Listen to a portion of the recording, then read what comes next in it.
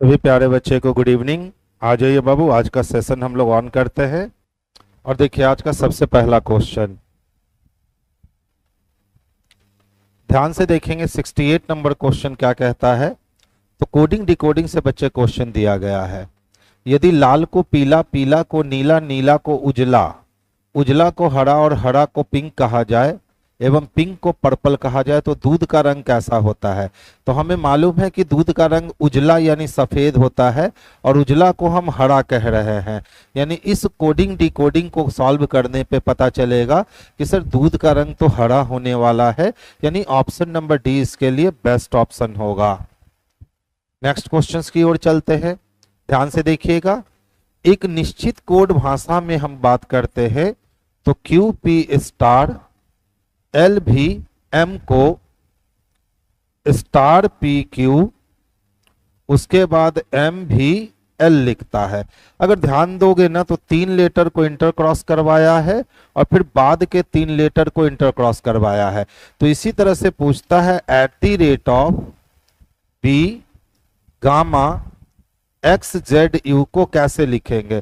तो शुरुआत के 3 लेटर को इंटर क्रॉस करवाएंगे बच्चे और बाद के 3 लेटर को इंटर क्रॉस करवाएंगे। यानी गामा आएगा, बी आएगा, @ आएगा, यू ए जेड और एक्स हो जाएगा। तो देखिए तो gamma B @ U Z X option number C में स्पष्टता दिखता है। तो आंसर बच्चे हम लोग सी को करेंगे, यही बेस्ट और सबसे सुटेबल आंसर होगा। क्लास तो बच्चे स्टार्ट हो गई है। नेक्स्ट क्वेश्चन देखेंगे। देखिए ध्यान से। नॉर यूएसआई को बैट विंग लिखते हैं, ओडी यूएसआई को बैटमैन लिखते हैं और ओडी जेड यूएल को सुपरमैन लिखते हैं। तो दोनों में अगर हम देखें तो मैन मैन कॉमन है और यहाँ ओडी ओडी कॉमन है। इसी तरह इस दोनों प्लेस पे हमारा बैट बैट कॉमन है और इस दोनों में यूएसआई यूएसआई कॉमन है। तो ये तो पता चल गया कि सिस्टम प्लेस के अकॉर्डिंग नहीं चल रहा है। अब सुपर रिच के लिए चाहिए तो सुपर के लिए हमें ZUL चाहिए और रिच नया है तो ZUL के साथ नया चाहिए। इसमें ZUL है, बाकी किसी में ZUL नहीं दे रखा है। यानी हमारा आंसर जो है ये option number A he sustain करेगा। तो आंसर बच्चे हम लोग ऑप्शन नंबर ए को कर लेंगे। प्रकट का मतलब होता है दिखना, ठीक है, और गोपनीय का मतलब होता है छिपाना। तो प्रकट और गोपनीय एक दूसरे के अपोजिट यानी विलोम शब्द हैं। इसी तरीके से स्पष्टवादी का मतलब होता है हमेशा परफेक्ट बोल देना, एकदम मुंह पे खड़ा बोल देने वाले को स्पष्टवादी कहते हैं। तो इसका विलोम क्या होगा, तो झूठा, हमेशा झूठ बोलता है।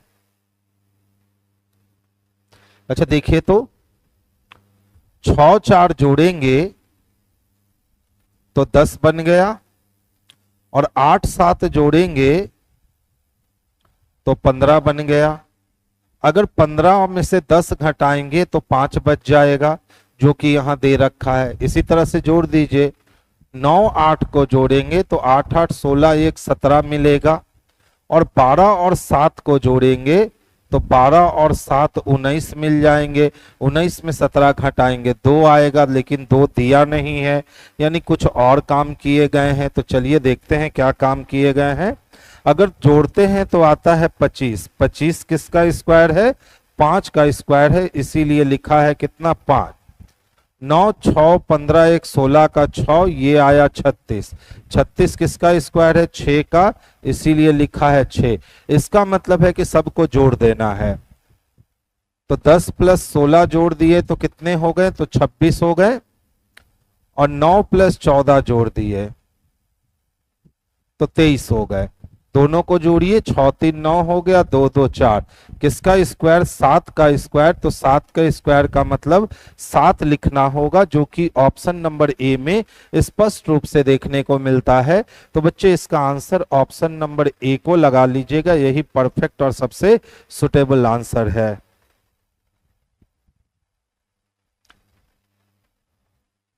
3 दूना 6, 1 दूना 2, 6 2 8, 9 दूना 18, 5 दूना 10, 28 नहीं, 5 1 6, 6 3 9, 9 3 12, 12 3 15, 16 8 24, 24 3 27 नहीं दिया है। 1 से 5 जाने का मतलब है कि 4 बढ़ गया, 5 4 9 हो गए। 3 से 6 यानी 3 से 9, 6 बढ़ गए, 9 6 15, 8 8 16, 8 24 होगा बच्चे। बी नंबर देखिए क्या किया, ए ई आई था ना, कितने बढ़ गए तो 4, यहां भी कितने बढ़ गए 4।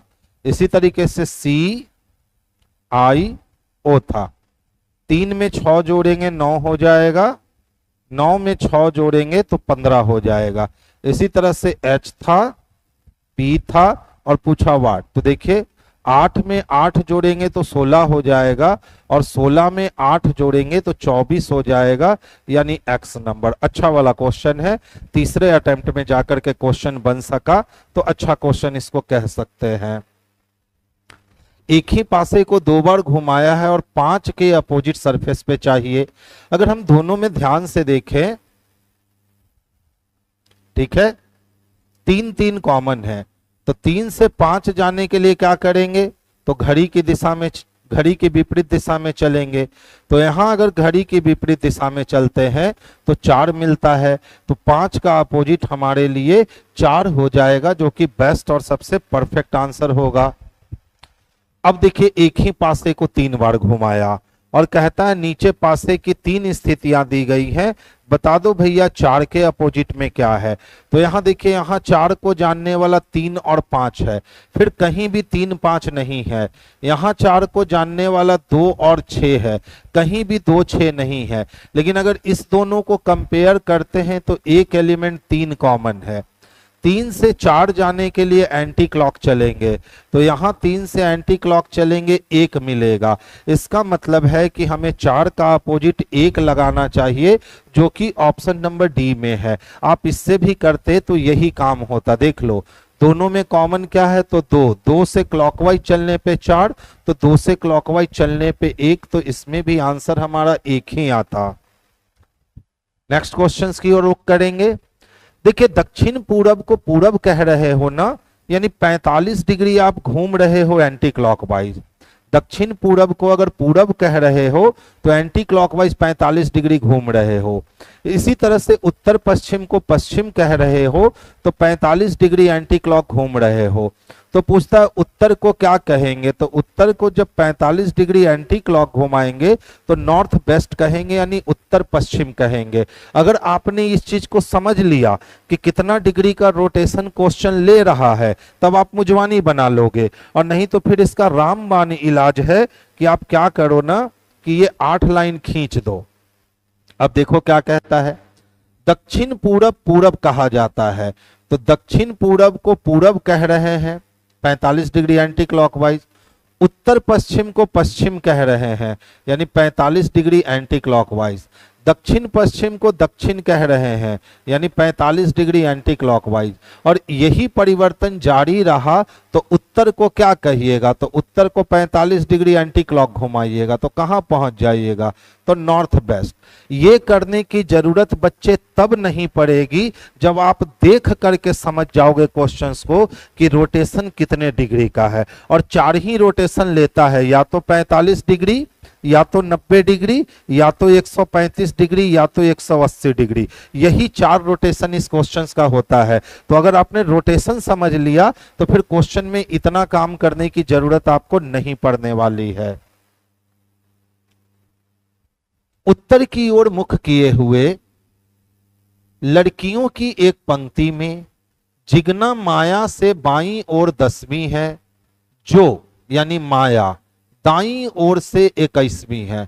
अब सोचिए माया जो है वो दाईं ओर से कितनी है, 21 है, और जिगना उसके बाएं है, तो दाएं के बाएं जुट करके 21 10 31, यानी जिगना दाएं छोर से 31 हो जाएगी। यह कोमल जो बाईं ओर से 17वीं है, जिगना के दाईं ओर चौथी है, तो जिगना 31 है और उससे 4 पीछे आएंगे तो जिगना का पोजीशन 27 होगा। और जिगना कहाँ है, कोमल जो बाईं ओर से 17वीं है, तो एक तरफ से 17 और एक तरफ से 27, 17 और 27 को आपस में जोड़कर 1 घटा दो, 7 7 14 का 4 हाथ में 1 बचा, 2 1 3 1 4, 44 में से 1 की कमी कर लोगे, यानी टोटल बच्चों की संख्या 43 होगी, जो कि ऑप्शन नंबर डी में बच्चे स्पष्ट रूप से हमें दिख रहा है। तो आंसर हम लोग डी को लगाएंगे। डाटा अपर्याप्त लगा लिए हैं? बिल्कुल नहीं, ध्यान से देखिएगा, एकदम बहुत ही अच्छा वाला क्वेश्चन था। ये राइट इन और ये लेफ्ट इन है ना। अब कहता है उत्तर की ओर मुख किए लड़कियों की एक पंक्ति में जिगना माया से बाईं ओर 10वीं है, यानी जहां भी माया है, ठीक है, उसके बाईं ओर 10वें स्थान पर जाएंगे तो कौन मिलेगी? तो जिगना मिलेगी। ठीक है, ध्यान से समझिएगा। जो दाईं ओर से 21वीं है, तो जो का काम होता है पीछे जाकर नजदीक वाले को पकड़ना, यानी माया जो है ना बच्चे, वो दाईं ओर से कितनी है? तो 21वीं है। खत्म काम। अब कहता है यह कोमल जो बाईं ओर से 17वीं है, जिगना के दाएं चौथी है। तो ध्यान से देखिएगा, यहां तक माया तक जाने में 21 और 21 से 10 स्थान आगे जाएंगे तो 31, यानी कि जिगना का पोजीशन जो है वो दायां छोर से कितना हो गया? तो 31 हो गया। अब कोमल जो बाईं ओर से 17वीं है, जिगना के दाएं, पहला दूसरा तीसरा चौथा है, यही कौन है? तो ये हमारा कोमल है। और कोमल का पोजीशन इधर से कितना दे रखा है? 17। अगर कोमल का पोजीशन इधर से ज्ञात कर ले तो काम खत्म हो जाएगा। तो देख लो, ये पोजीशन 31 के पहले 30, 30 के पहले 29, 28 और ये 27, यानी कि कोमल का पोजीशन है 27। अब एक ही पोजीशन, एक तरफ से 17 एक तरफ से 27 है, तो टोटल निकालने के लिए राइट प्लस लेफ्ट जोड़ोगे और जोड़ करके 1 की कमी करोगे, तो 7 7 14 का 4 हाथ में 1, 2 1 3 1 4, 44 में से 1 की कमी हो जाएगी और ये पोजीशन 43 हो जाएगा, जो कि ऑप्शन नंबर डी में स्पष्ट रूप से दे रखा है। तो धीरेन्द्र जी, निधि जी, आपका आंसर बच्चे गलत हो गया 77 नंबर का। 77 नंबर का आंसर क्या होना है? तो डी होना है।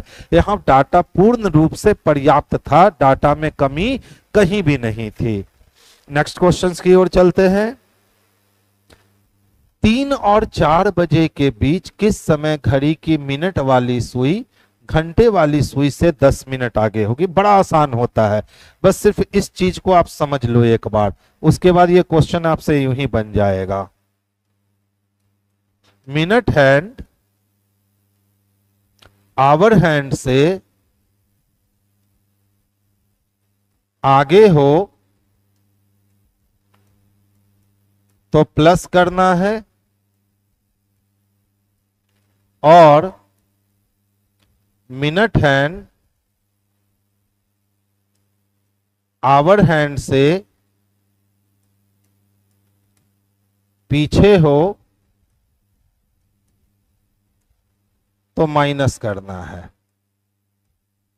इस चीज को एकदम अच्छे से अपने दिमाग में बसा लीजिए कि जब भी मिनट वाली सुई घंटे वाली सुई से आगे होगी आप प्लस कर देना, और मिनट वाली सुई घंटे वाली सुई से पीछे होगी तो आप माइनस कर देना। अब क्वेश्चन देखो क्या कहता है। 3 और 4 बजे के बीच मिनट हैंड को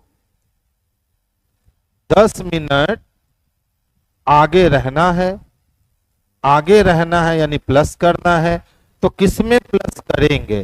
तो जो पहला अंक दिया है ना, इसको मिनट के रूप में तोड़ दो। तो देखो, घड़ी में 3 पे सुई होने का मतलब होता है 15 मिनट होना, 2 पे सुई होने का मतलब 10 मिनट होना, और 1 पे सुई होने का मतलब 5 मिनट होना। तो यहाँ 3 पे सुई है यानी ये 15 मिनट है। क्योंकि आगे बोला है तो जोड़ देंगे 10 मिनट, तो 15 और 10 कितने हो गए? तो 25 मिनट।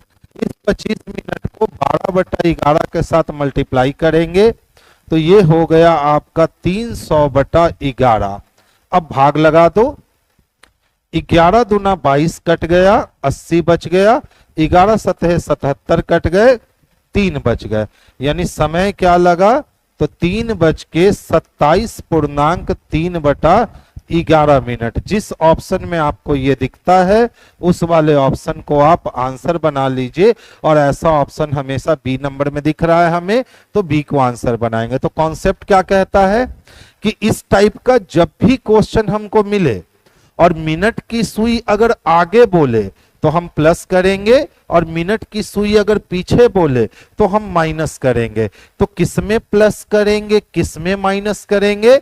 तो पहले अंक को मिनट में तोड़ेंगे, इसी में प्लस करेंगे, इसी में माइनस करेंगे, उसके बाद जो आएगा उसको 12/11 के साथ कैलकुलेशन कर देंगे, हमारा आंसर स्पष्ट रूप से हमारे सामने आ जाएगा। तो ये इस टाइप के क्वेश्चंस को बनाने का सबसे शॉर्टेस्ट तरीका और सबसे फास्टेस्ट तरीका है।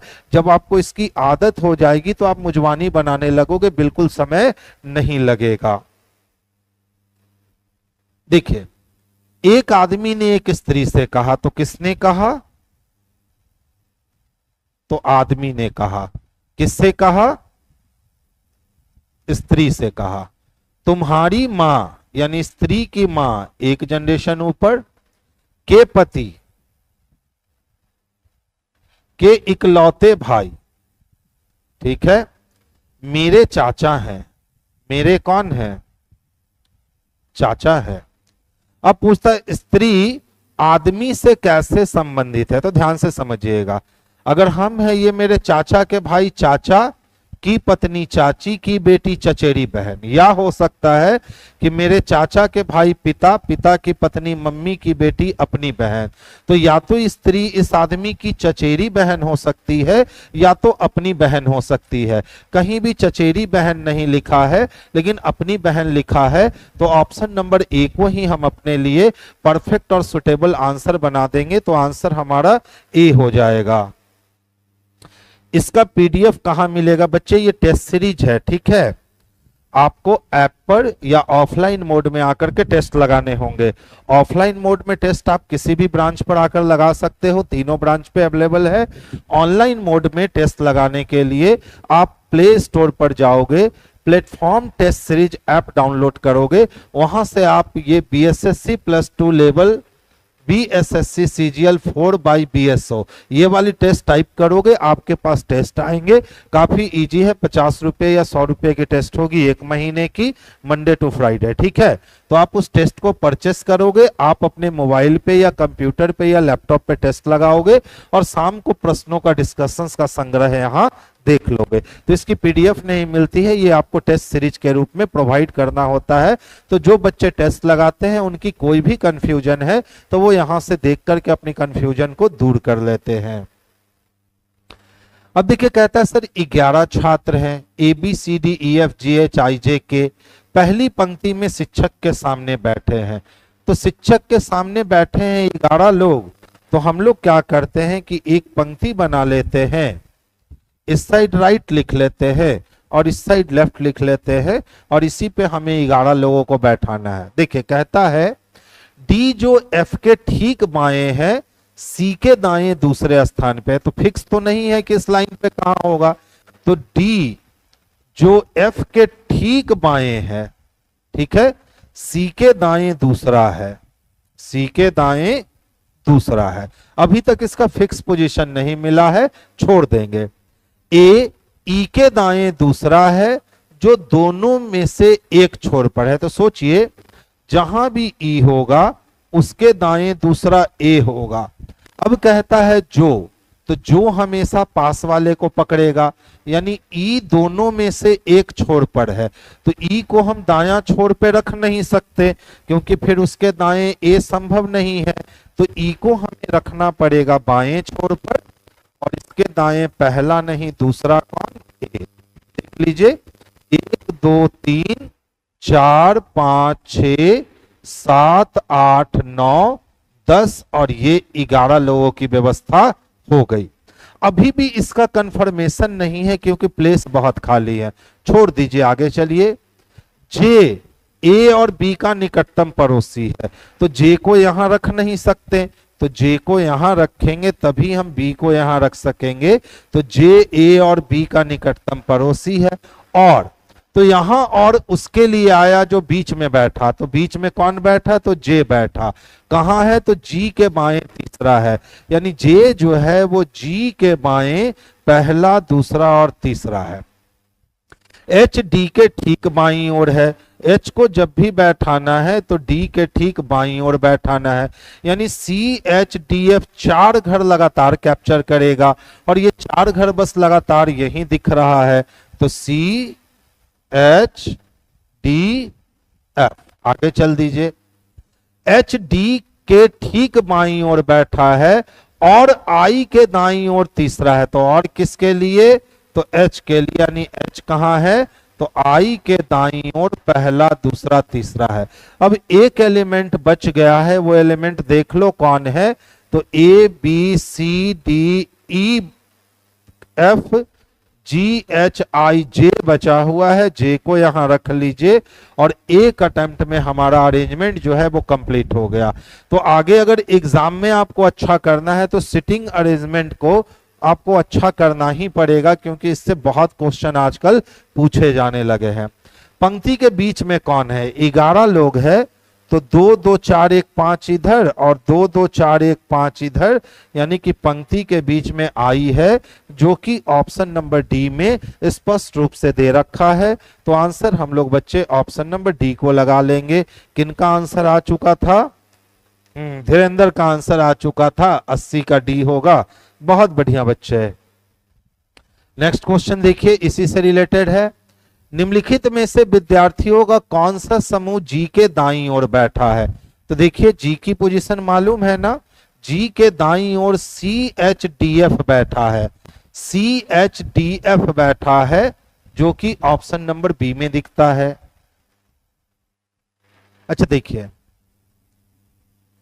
एस टी यू दिख रहा है, एस टी यू रख दें तो डबल भी यू दिखेगा, डबल भी यू के बाद टी एस आर दिखेगा, ठीक है, यानी पीछे से टी यू चाहिए हमें, पीछे से टी यू नहीं है, टी यू नहीं है, टी यू नहीं है, टी यू है, ऑप्शन नंबर बी आंसर हो गया। इससे ज्यादा मेहनत करने की इसमें कोई जरूरत नहीं है, हमारा ऑप्शन से पता चल गया कि सर बी नंबर को छोड़कर और कोई ऑप्शन जाएगा ही नहीं। देखिए सभी टी यू है, जितना भी टी था ना ये सबका सब टी यू था, कोई यू जेड नहीं है, और यू की दुश्मनी किससे है, जेड से है, कोई टी जेड नहीं है। अब देखिए टी तो यू के अंदर है और यू की दुश्मनी जेड से है, तो टी की भी दुश्मनी जेड से होगी, यानी पहला सही है कि कोई टी जेड नहीं है, कुछ टी जेड है। अब देखिए कुछ टी जेड दिख ही नहीं रहा है, तो 2 नंबर गलत हो गया, यानी केवल एक अनुसरण करता है, जो कि ऑप्शन नंबर ए में स्पष्ट रूप से देखने को मिल रहा है। देखिए प्लस का मतलब भाग देना है, माइनस का मतलब इक्वल है, इनटू का मतलब जोड़ है, डिवीजन का मतलब बड़ा है, इक्वल का मतलब छोटा है। आप ऑप्शन ए आंसर रहा तो आसान है, ऑप्शन डी रहा तो बहुत मुश्किल है। तो इस टाइप के क्वेश्चंस को आप कर लिया कीजिए, क्योंकि ये सिर्फ टाइम टेकिंग क्वेश्चन है, उससे ज्यादा कुछ नहीं है इसमें। देखिए ध्यान से समझिएगा, अगर हम नाव जैसे है नीचे पलट देते हैं तो ये वाला जो इसका पतवार दिख रहा है, ठीक है, ये पतवार सीधा जाकर के ऊपर दिखने लगेगा ऐसे, इसमें नहीं है, इसमें नहीं है, इस दोनों में है। अब देखिए झंडा जो है ना वो नीचे आकर के दिखेगा इस तरह से, ठीक है, क्योंकि ऊपर वाला झंडा नीचे हो जाएगा, इसमें है, इसमें झंडा इधर चला गया है, गलत हो गया। ऑप्शन नंबर सी इसके लिए बेस्ट और सबसे सुटेबल आंसर हो गया, तो आंसर सी को लगा लीजिएगा, जो कि आसानी से बन सकता है। कहता है दी गई प्रश्न आकृति को एक ही दिशा में घुमाने पर कौन सी आकृति प्राप्त नहीं होगी। सोचिए अगर एल को हम एक ही दिशा में घुमाते हैं एंटी क्लॉक, तो ये मिलेगा, आगे जाने पर ये भी मिलेगा, आगे जाने पर ये भी मिलेगा, लेकिन ये कभी नहीं मिलेगा। ऑप्शन नंबर क्या, सी कभी नहीं मिलेगा, क्योंकि एल को हम एंटी क्लॉक घुमाएंगे तो पहले पूरब देख रहा है, फिर उत्तर पूरब देखेगा, फिर उत्तर पश्चिम देखेगा, लेकिन वो कभी भी पूरब में नहीं देख सकता है। ठीक है, तो यही सी नंबर जो है ना, ये एक ही दिशा में घुमाने पर हमें प्राप्त नहीं होगा। तो आंसर हम लोग किसको, तो सी को बना लेंगे। 85 ए और बी तो सेम ही लग रहा है।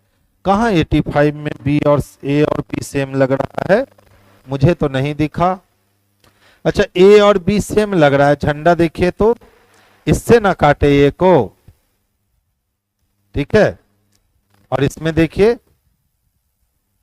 कहां बच्चे ए और बी सेम लग रहा है, बिल्कुल सेम नहीं लग रहा है। देखिए जैसे जैसे पेपर को फोल्ड किए ना, खोल दीजिए, तो पहले पेपर को इधर खोलिए तो ये यहां कटेगा।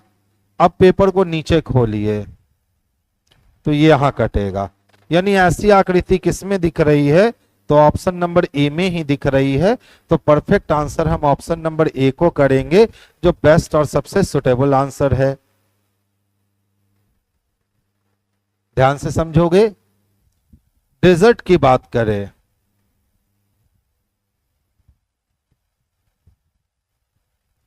क्या लिख रखा है, 415163।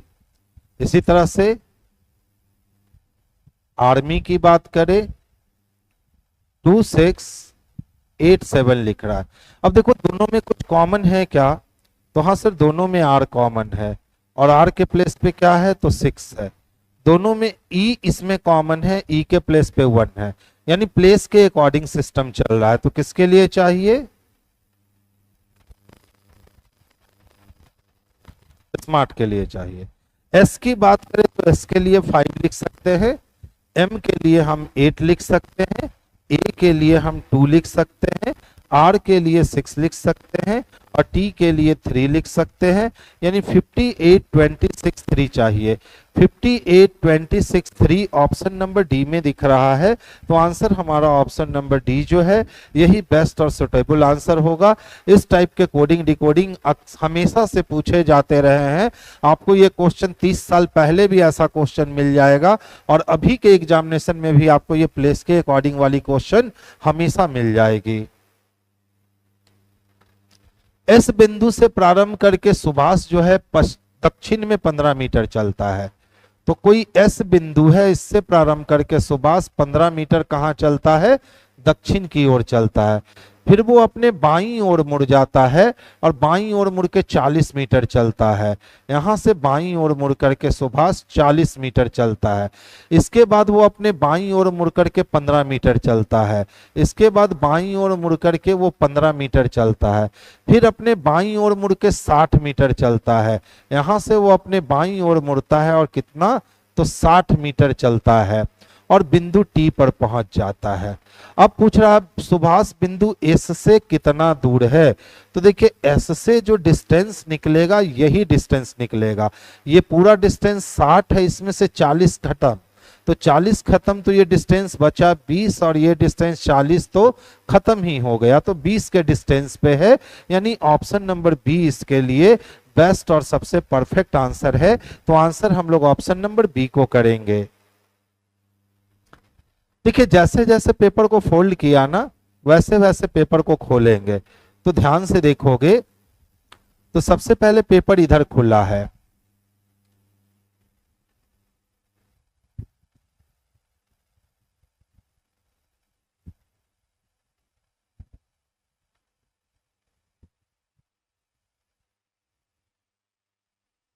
ठीक है, यही है। सबसे पहले हमने पेपर को इधर फोल्ड किया है, तो इस पेपर को पहले हम इधर खोलेंगे।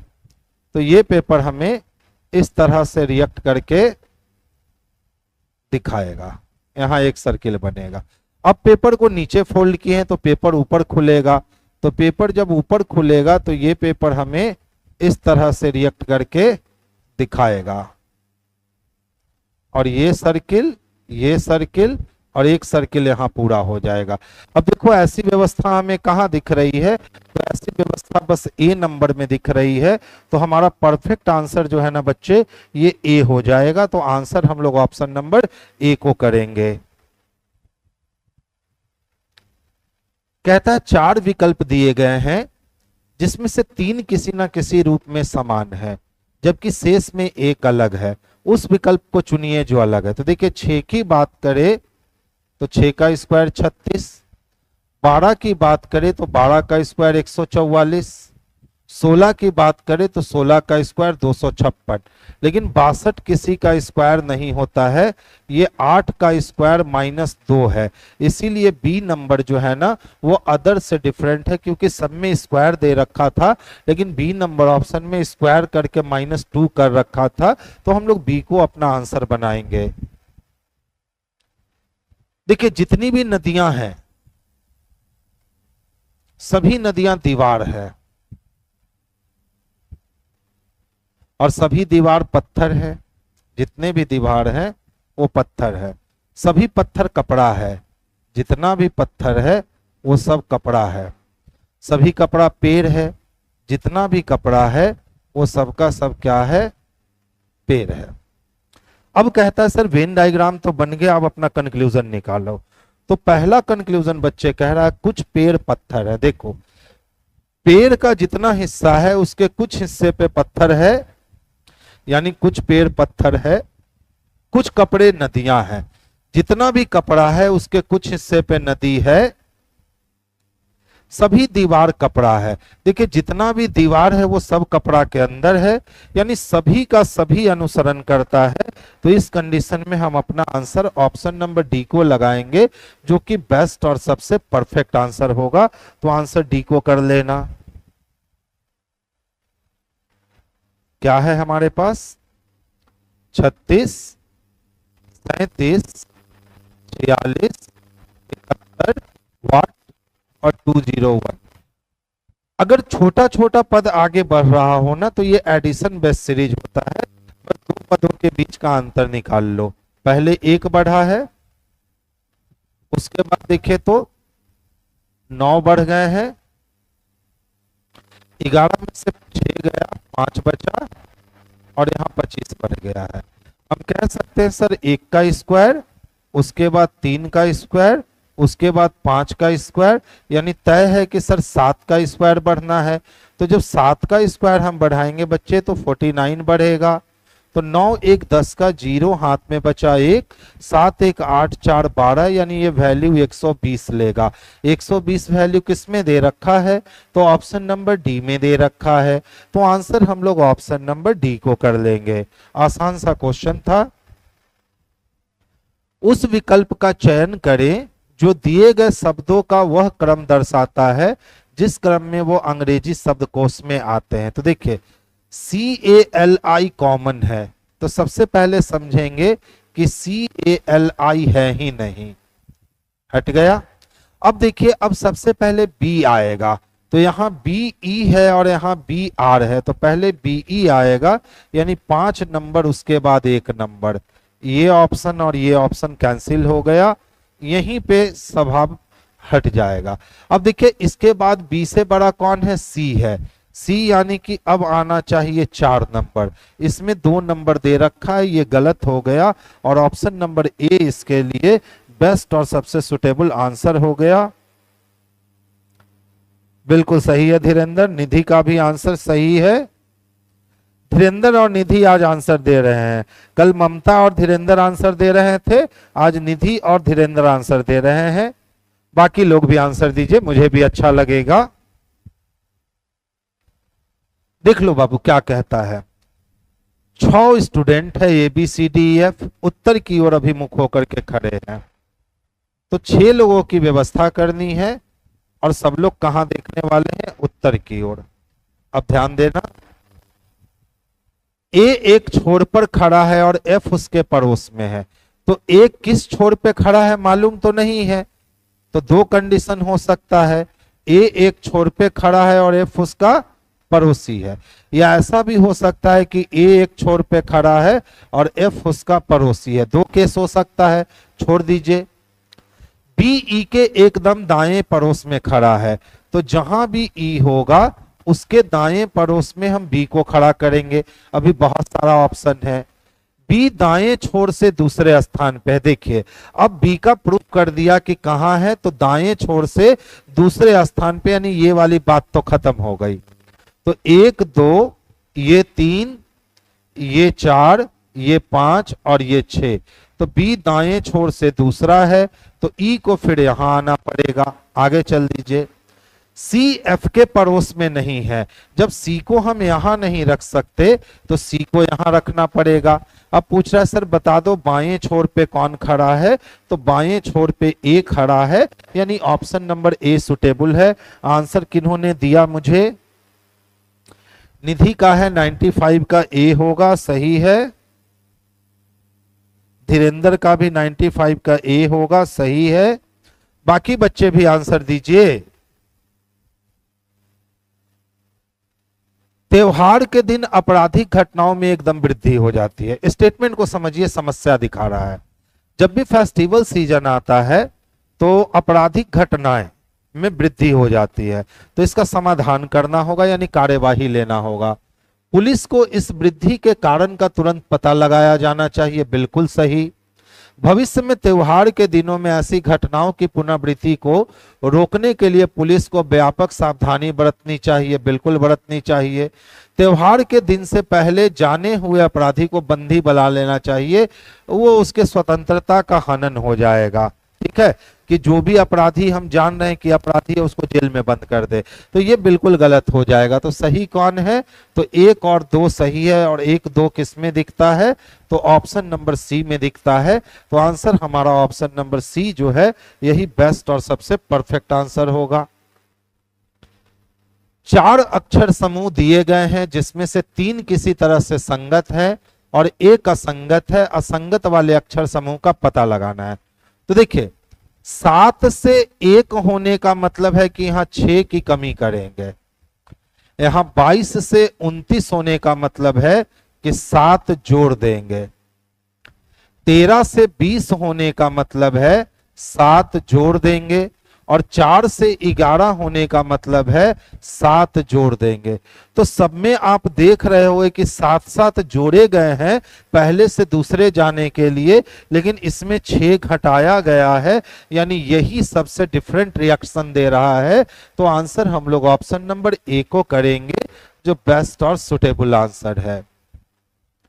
5 व्यक्ति एक पंचभुज आकार मेज पर बैठे हैं। मन है तो पंचभुज आकार बनाओ, नहीं मन है तो सर्किल बना लो, काम चल जाएगा। अब कहता है केंद्र की ओर मुख करके बैठे हैं। सी ए के दाईं ओर, तो सी कहां? तो ए के दाईं ओर, और डी के बाईं ओर दूसरे स्थान पे है। तो सी ए के तो दाईं ओर है, लेकिन डी के बाईं ओर दूसरे स्थान पे है। ई ए और डी के बीच में नहीं है, तो ए और डी के बीच में ई नहीं है, तो ई को यहां आना पड़ेगा। तो फिर बेचारा बच गया, बी को यहां आना पड़ेगा, बैठ गया। ई के बाईं ओर तीसरे स्थान पे कौन है? तो देखिए क्लॉकवाइज चलने पर, एंटी क्लॉक चलने पर दायां, और क्लॉकवाइज चलने पर बायां। तो ई के बाएं चलेंगे तो पहला, दूसरा, तीसरा बी होगा, जो कि ऑप्शन नंबर ए में दे रखा है। निधि का आंसर सबसे फास्ट आया है, बहुत बढ़िया बच्चे। देखिए ध्यान से समझिएगा, इस वाले हिस्से में देखिए एक लाइन लेटा हुआ है तो दूसरा हिस्सा खड़ा है। तो जब यहां हिस्सा खड़ा है तो ये दूसरा हिस्सा लेटा हुआ होगा, अपोजिट अपोजिट चल रहा है। ये कट गया, ये कट गया, ये दोनों बच गया। अब ध्यान से देखिएगा, तो ये यहां से इस तरह का रिएक्शन लेगा, ठीक है, इसमें नहीं है, तो ये कट गया। ऑप्शन नंबर ए ही हमारे लिए परफेक्ट और सुटेबल आंसर हो गए। ये वाली आकृति हमें ढूंढनी है। अच्छा बताओ, यहां से ये हम ले तो सकते हैं, हम ये भी ले सकते हैं, ये भी ले सकते हैं, लेकिन ये वाली लाइन जो है ना हमें यहां नहीं मिलेगी, यानी कैंसिल हो गया। फिर से देखो, यहां से हम इसको पकड़ तो सकते हैं, ठीक है, लेकिन ये वाली लाइन हमको यहां भी नहीं मिलेगी, कैंसिल हो गया। यहां से देखो, हमने पकड़ा, नीचे गए, यहां गए, बिल्कुल बी आंसर हो जाएगा। तो आंसर हम लोग ऑप्शन नंबर बी को कर लेंगे, जो बेस्ट और सबसे परफेक्ट आंसर है। बस जैसे जैसे पेपर को फोल्ड किया गया खोल लो, तो ये वाली आकृति जो यहां दिख रही है वो आकृति यहां दिखेगी, ये जो यहां कटा है यहां कटेगा, और ये जो ऊपर कटा है वो नीचे। अब इसको खोलेंगे तो ये इस तरह का रिएक्शन देगा, ठीक है, ये पूरा ऊपर नीचे यहां से कटा हुआ दिखेगा। देख लो किसमें दिख रहा है, ऑप्शन नंबर ए में ही दिख रहा है, तो आंसर हमारे लिए ऑप्शन नंबर ए ही हो जाएगा। एक आदमी किसी स्थान से चलना शुरू करता है और उत्तर की ओर वो जाता है पहले 2 किलोमीटर, उसके बाद वो दाईं ओर मुड़ता है और दाईं ओर मुड़ के चलता है 3 किलोमीटर, उसके बाद वो बाईं ओर मुड़ता है और बाईं ओर मुड़ के चलता है 2 किलोमीटर। अब वो कौन सी दिशा में चल रहा है, तो देखिए अब वो एक्चुअल में ऊपर जा रहा है, और ऊपर कौन सी दिशा होगी, तो ऊपर उत्तर दिशा होगी, यानी अब वो जो है ना उत्तर दिशा में चल रहा है। तो आंसर हम लोग उत्तर को लगाएंगे, यानी ऑप्शन नंबर डी को करेंगे, जो बेस्ट और सबसे परफेक्ट आंसर होगा। देखिए बी ए की मां है, ठीक है, बी ए का भाई है, बी ए की बहन है, और बी ए का पति है, यानी हमेशा बाद वाले का रिलेशन डिफाइंड हो रहा है। कहता है कौन सही है, तो एम आर का पुत्र है। अगर मैं एम हूं तो ये मेरी मां है, अगर एन मेरी मां है तो मैं उसका बेटा हूं या बेटी पता नहीं चलेगा। एम टी की पोती है, बस वही बात है, एम लड़का है या लड़की पता नहीं चलेगा। एन टी की चाची है, तो चलिए देखिए, अगर मैं एन हूं तो ये मेरी बहन है और मेरी बहन का पिता, तो मेरी बहन का पिता मेरा भी पिता, तो टी पापा हो गया, यानी चाची हो नहीं सकता, टी एन का पिता है, यही सही है, यानी ऑप्शन नंबर डी इसके लिए बेस्ट आंसर है। 103 का आंसर पहले निधि ने ही दिया है। अच्छा, अब धीरेन्द्र जी पीछे चले गए, कंटिन्यू आंसर निधि का ही आ रहा है। बहुत बढ़िया बच्चे, ध्यान दीजिएगा, प्रीति है हमारे पास, इसको 894773 लिखा गया, जहां टी है वहां 7 लिखा गया, यानी सिस्टम प्लेस के अकॉर्डिंग चल रहा है।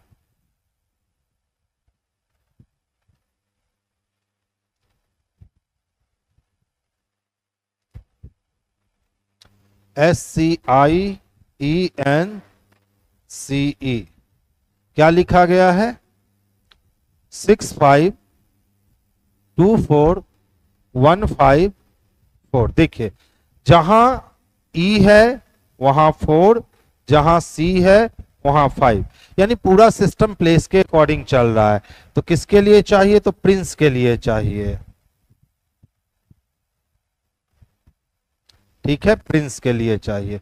P के लिए हम लोग 8 को यूज करेंगे, R के लिए 9 को यूज करेंगे, I के लिए 2, N के लिए 1, C के लिए 5 और E के लिए 4। 98 to 15, 89 to 15 4। Option number B को आंसर बना लेंगे, जो कि बेस्ट और सबसे परफेक्ट आंसर होगा, तो बी लगा लेंगे बच्चे। केचुआ जो होता है ना वो अरजुकी प्रजाति का होता है, तो इसी तरह से मछली जो होता है ना वो रज्जुकी प्रजाति का होता है। ये याद रखिएगा, एग्जाम में कई बार ये क्वेश्चन पूछे गए हैं, ठीक है, कई बार ये क्वेश्चन पूछे गए हैं कि केचुआ जो है वो रज्जुकी प्रजाति का है, तो मछली क्या है, तो वो रज्जुकी प्रजाति का है, ये चीज याद रखिएगा। अच्छा देख लो, सीरीज है 458 462 446 482-518।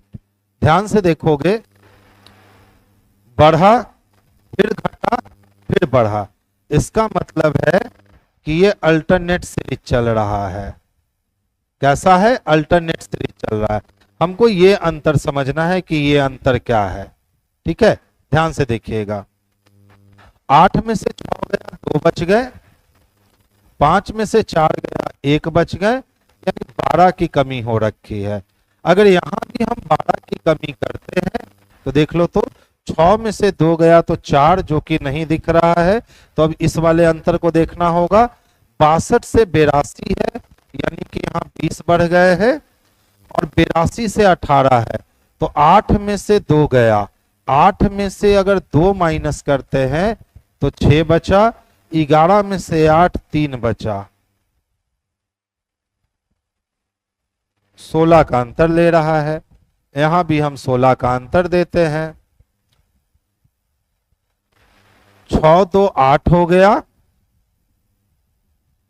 6 2 8 हो गए, और 1 1 2, यानी 28 का अंतर।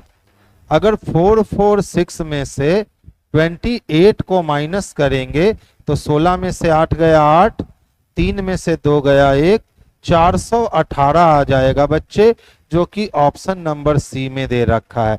देख लो कितना अच्छे से क्वेश्चन सेटर ने क्वेश्चंस को सेट किया। उसने अल्टरनेट सीरीज तो दिखाया, लेकिन कितना कितना घटना चाहिए उसके लिए आपको दोनों सीरीज पे कमांड होना चाहिए, तभी आप इसको घटा सकते हो। जैसे यहाँ 20 और 36, 16 का अंतर लिया, तो यहाँ 12 16 का अंतर लेंगे तो 28 होगा। तो पहली बार 12 घटा तो दूसरी बार 28 घटेगा। 446 में से 28 घटाएंगे तो 418 आएगा, जो कि ऑप्शन नंबर सी है। इस क्वेश्चन को आज का खूबसूरत क्वेश्चन कहा जा सकता है। अगर लगातार करके बनाते तो समस्याएं थोड़ी बढ़ जाती। 103 को एक बार फिर बतलाना है।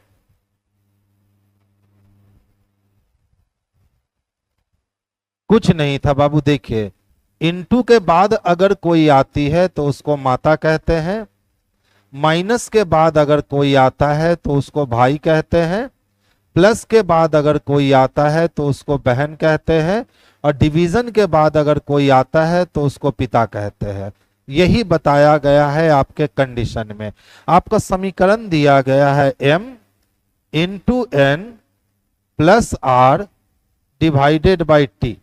तो देखिए, इनटू के बाद जो आएगी तो n को m क्या कहेगी? माता।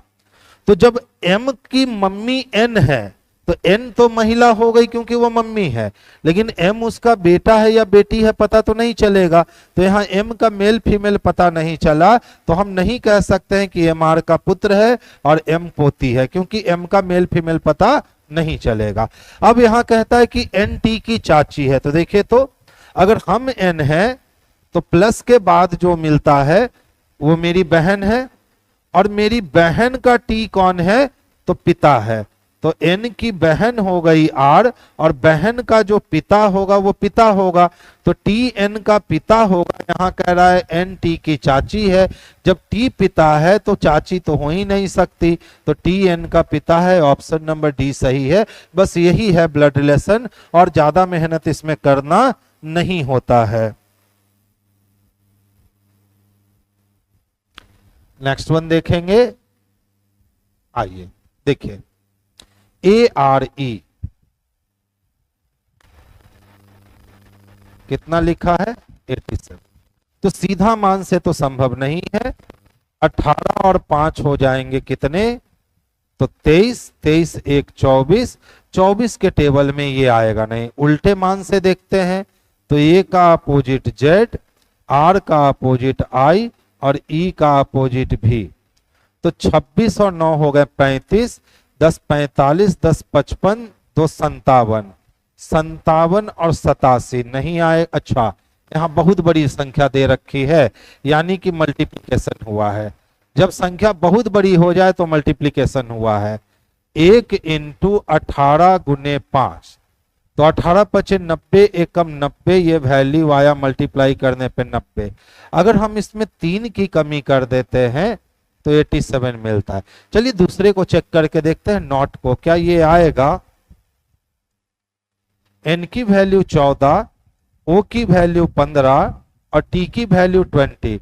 तो 15 दूना 30, 300, 14 तिया 48, यानी ये टोटल वैल्यू आया 14 14 तिया 42। ये टोटल वैल्यू कितना आया? 4200। इसमें से हमको 3 माइनस करना है। जैसे ही हम 3 माइनस करेंगे तो 4197 मिल गया। लॉजिक पता चल गया क्या किया है, आपस में तीनों के प्लेस वैल्यू को गुना किया और गुना करने के बाद उसमें 3 की कमी कर दी गई। इस तरह से कोडिंग से डिकोडिंग बनाए गए हैं। तो अब सेम काम आप कैट के साथ कर लो ना। अब तो आपको लॉजिक भी पता है, 3 एकम 3 और 20 तिहाई 60, यानी टोटल वैल्यू आया 60, माइनस करोगे 3 तो ये टोटल वैल्यू आएगा 57। किसमें दे रखा है, तो ऑप्शन नंबर बी में दे रखा है।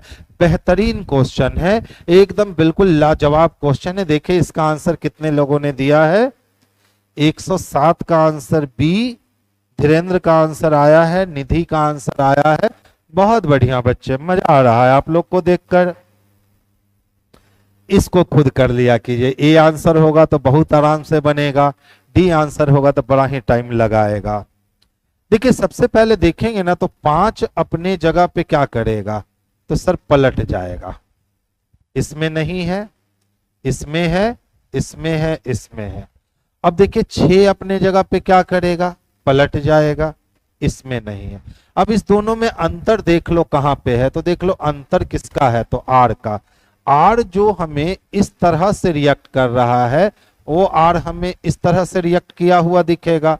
तो ये वाली बात तो बिल्कुल खत्म हो गई। ऑप्शन नंबर डी ही इसके लिए बेस्ट और सबसे परफेक्ट आंसर हो गए।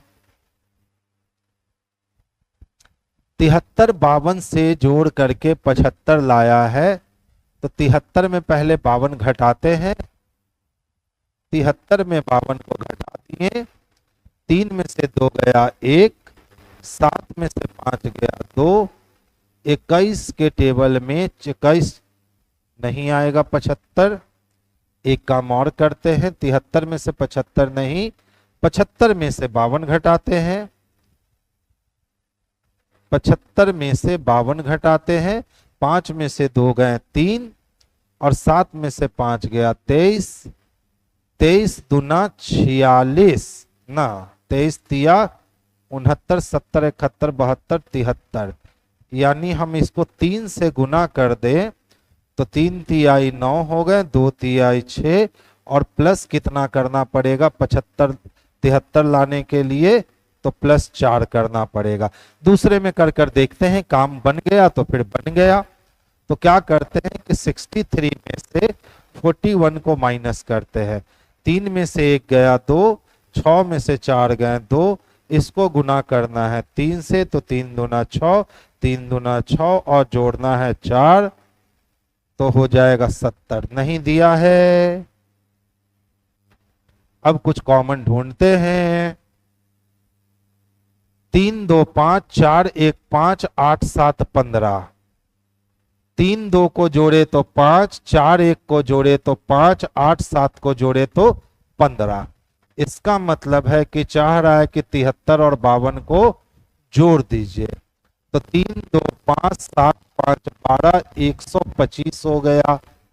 125 कहने का मतलब 5 दूना 10 हो गए और 5 25 हो गया, यानी 25 आया। अगर 3 गुना कर देते हैं तो 75 आ जाता है। क्या दूसरे में ये काम करेगा क्या? तो 64 और 41 को हम लोग जोड़ते हैं तो 4 1 5 और 6 4 10 105, 5 दूना 10 हो गए, 5 एकम 5, 3 से गुना अगर करे तो 3 और 3 दूना 6 63। मिल गया लॉजिक, बड़ा खतरनाक लॉजिक था। तो क्या करेंगे, तो 68 को और 47 को जोड़ेंगे, 8 7 15 का 5 हाथ में 1, 6 4 10 1 11, 115 को 5 से भाग लगाएंगे, 5 दूना 10 और 5 तिहाई 15, 23 को 3 से गुना करेंगे तो 3 तिहाई 9, 3 दूना 6, 69 चाहिए। आज तो आपको ये क्वेश्चन बनाने में, जितने बच्चों ने टेस्ट दिया होगा, ये क्वेश्चन बनाने में आपको मजा आ गए होंगे। अच्छा क्वेश्चन है, चौथे अटेम्प्ट में जाकर के बना। अच्छा, कभी नहीं बन पाता है, बच्चे जब प्रैक्टिस पे आ जाओगे ना तो बनने लगेगा। देखिए हमसे भी एक बार में नहीं ना बना, हम बहुत सारा तिक्रम लगाए, तब कॉमन दिखा कि 3 2 5 4 1 5 8 7 5, लास्ट यूनिट प्लेस 5 मिल रहा है, तो माइंड क्लू किया कि भैया जब यूनिट प्लेस 5 मिल रहा है तो कहीं ना कहीं ये जोड़ करके होगा, जोड़ करके किए बन गया। तो केमी बार में बना, तो चौथी बार में ये क्वेश्चन बना। 1 2 3 अटेम्प्ट तो आया और गया, लेकिन 3 अटेम्प्ट तक क्वेश्चन बना ही नहीं, चौथी अटेम्प्ट में जाकर के क्वेश्चन बना। तो ये आपके साथ भी होगा कि हर बार एक बार में ही नहीं बना पाओगे, ठीक है, कभी 3 अटेम्प्ट भी लगेंगे, कभी 4 अटेम्प्ट भी लगेंगे इस टाइप के क्वेश्चन में। तो उससे घबराना नहीं है बच्चे, लड़ जाना है, ठीक है, जो फाइट करेगा वही जीतेगा। अब देख लो, इस क्वेश्चन को छोड़ दो भैया, आप खुद कर लेना, इसमें टाइम टेकिंग है और कुछ नहीं है। हो गया एक बार में,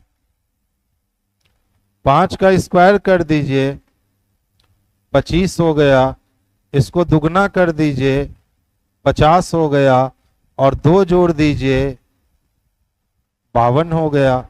इसी तरह से 7 का स्क्वायर कर दीजिए, 49 हो गया, इसको दुगना कर दीजिए, 98 हो गया, और 2 जोड़ दीजिए तो 100 हो गया, ठीक है।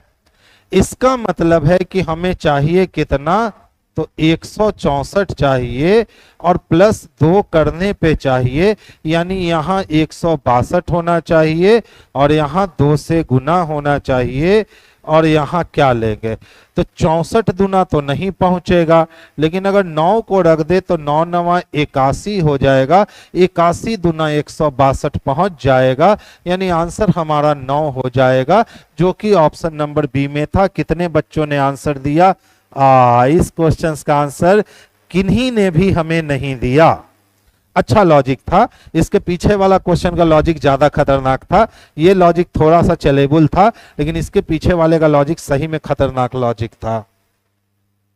अब देखिए पूछता है सर कितने वर्ग हैं, तो सबसे पहले ये जो एक्स्ट्रा फिगर जुड़ा है ना, इस एक्स्ट्रा फिगर को भूल जाओ। जब एक्स्ट्रा फिगर को आप भूल जाओगे तो बेस को पकड़ो, बेस क्या दिखाता है, तो देखो यही बेस दिखाता है, इधर से भी 3 और इधर से भी 3।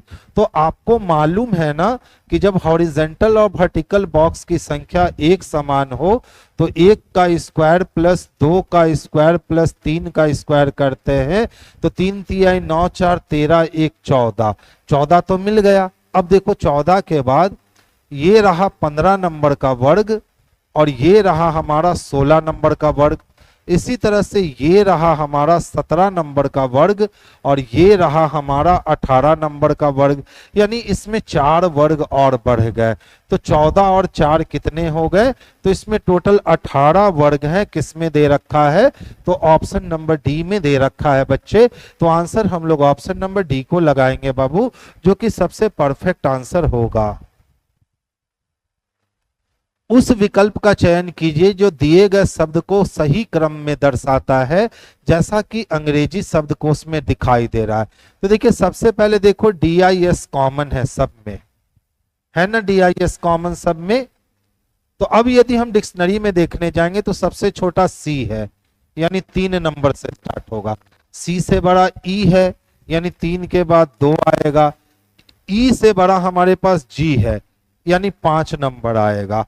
उससे बड़ा हमारे पास H है, 1 नंबर आएगा, और लास्ट में 4 नंबर आएगा। 32,514 यहीं पे दिख रहा है ऑप्शन नंबर सी में।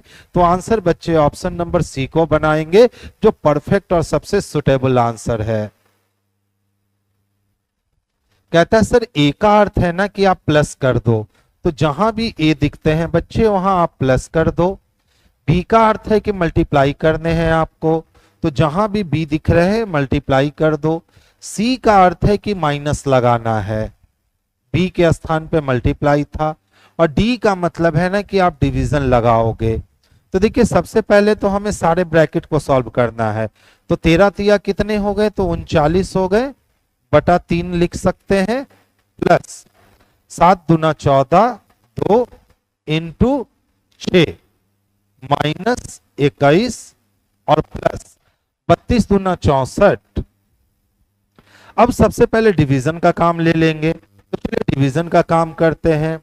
13 तिया 39, तो अब हो गया 13। मल्टीप्लीकेशन का काम करेंगे तो 6 दूना 12 माइनस 21 और प्लस 64। तो पहले सब ऐड वाले को जोड़ लेते हैं। तो 3 2 5, 5 4 9, 6 1 7, 7 1 8, 89 में से 21 की कमी करनी है। 9 में से 1 गया 8 और 8 में से 2 6, 68 आने चाहिए। कहीं गलती किए क्या? 32 दूना 64, ठीक है।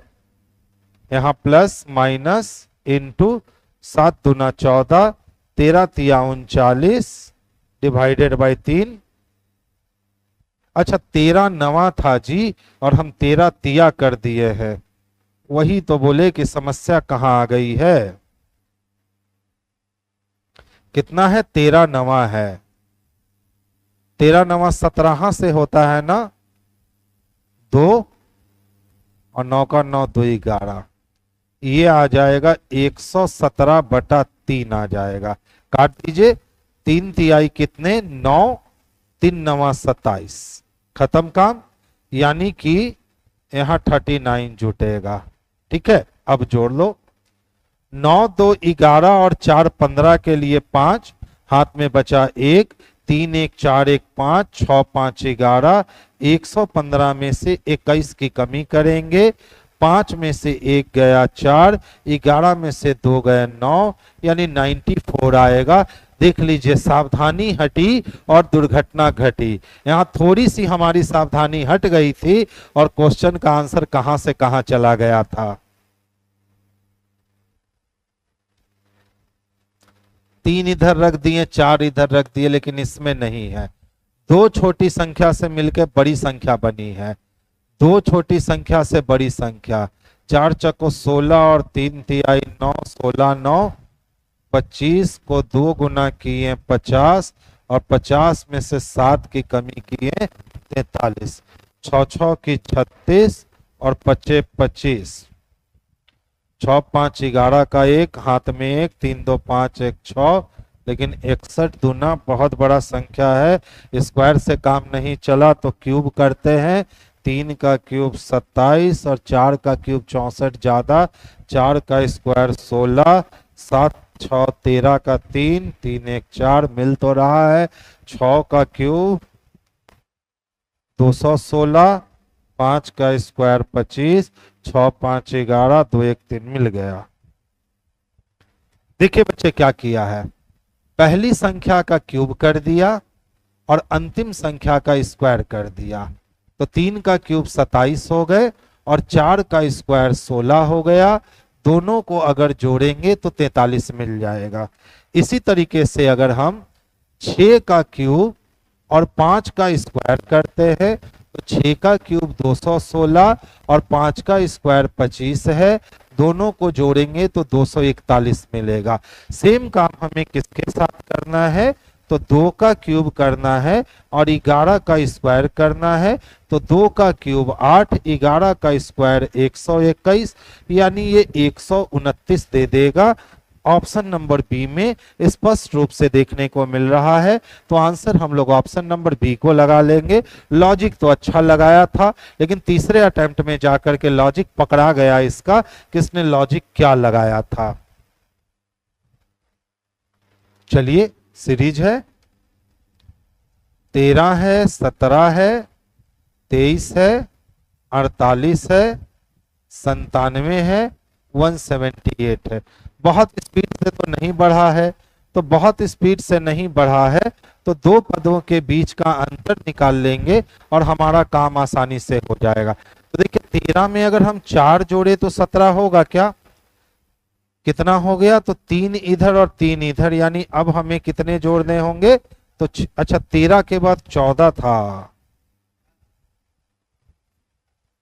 यहां 14 था, प्लस 1 प्लस 9, 8 में से 3 गए 5 और 4 में से 2 गया 2, यानी प्लस 25।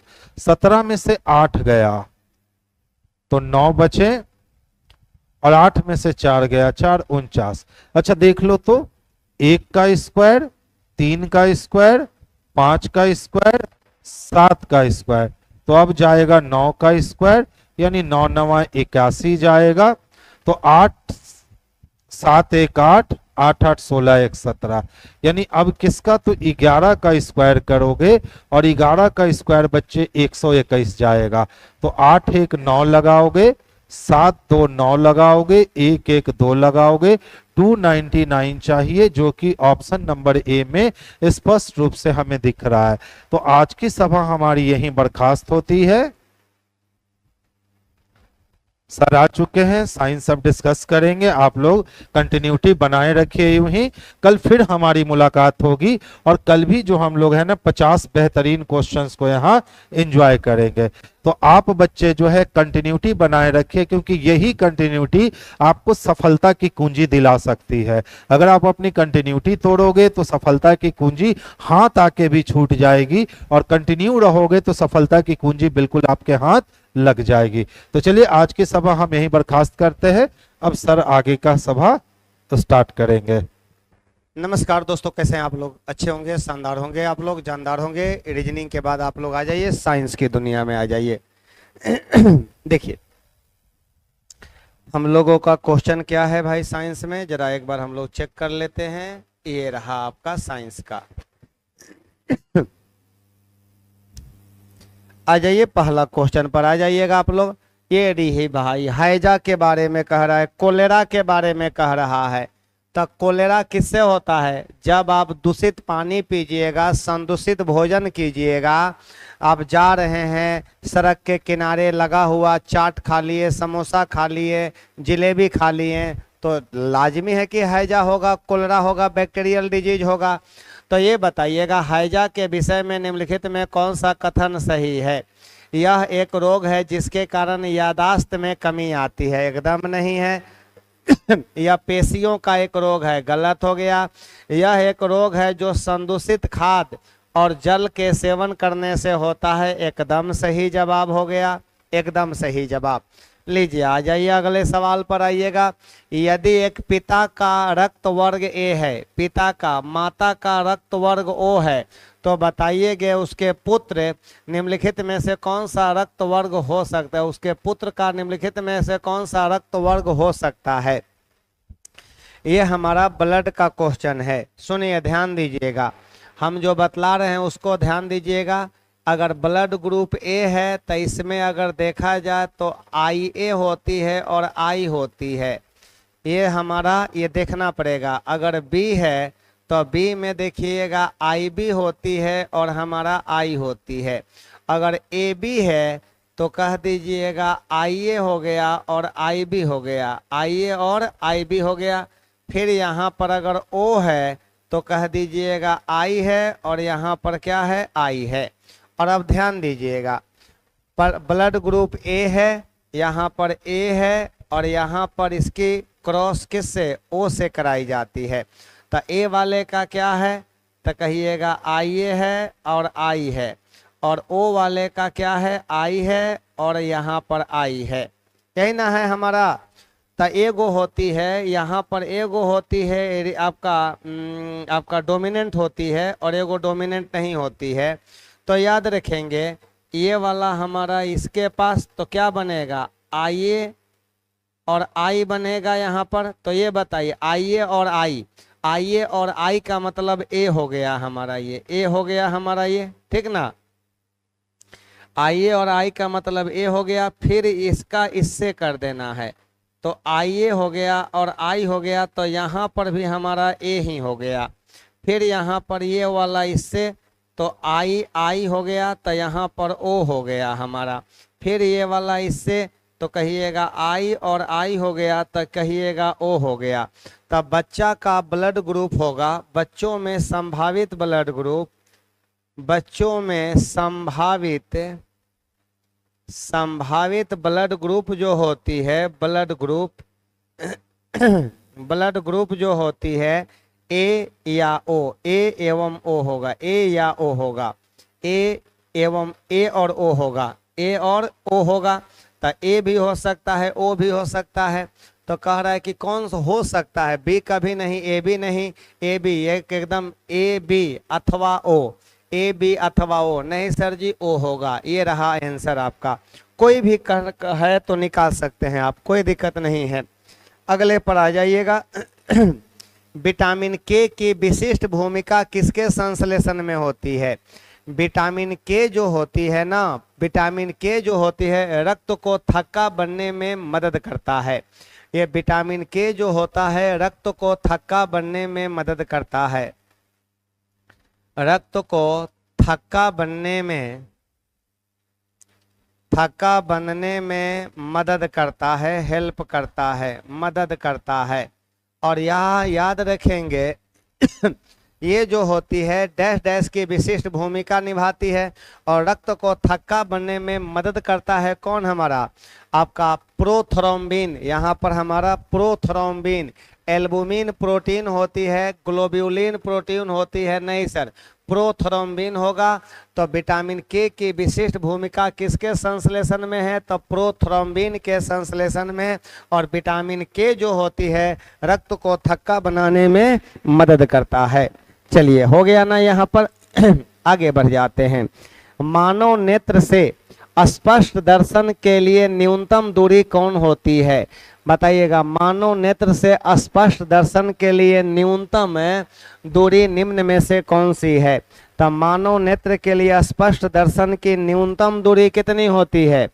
स्पष्ट दर्शन की मानव नेत्र के लिए स्पष्ट दर्शन की न्यूनतम दूरी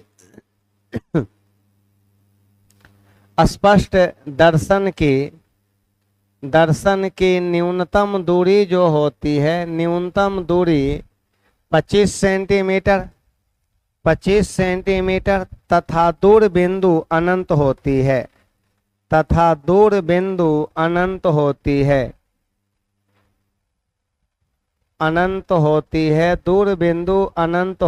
है। चलिए भाई, दूर बिंदु अनंत होती है, इन्फिनाइट होती है। तो 25 सेंटीमीटर का मतलब हो गया कि 25 और बटा कह दीजिएगा 25/100। 25/100 मीटर बराबर 1/4 मीटर। और यही पर कह दीजिएगा 0.25 मीटर। एकदम आंसर नंबर हमारा 1 आ जाएगा। आएगा ना 1 नंबर? एकदम हाँ, 1 नंबर ऑप्शन हमारे प्रश्न का सही जवाब आ गया। लाजवाब आंसर आ गया। लीजिए अगले सवाल पर आइएगा। निम्नलिखित में कौन सही नहीं है? कौन सही नहीं है? तो कह रहा है कि कौन सही नहीं है। वायु में ध्वनि की चाल वायु की आर्द्रता बढ़ने से बढ़ती है।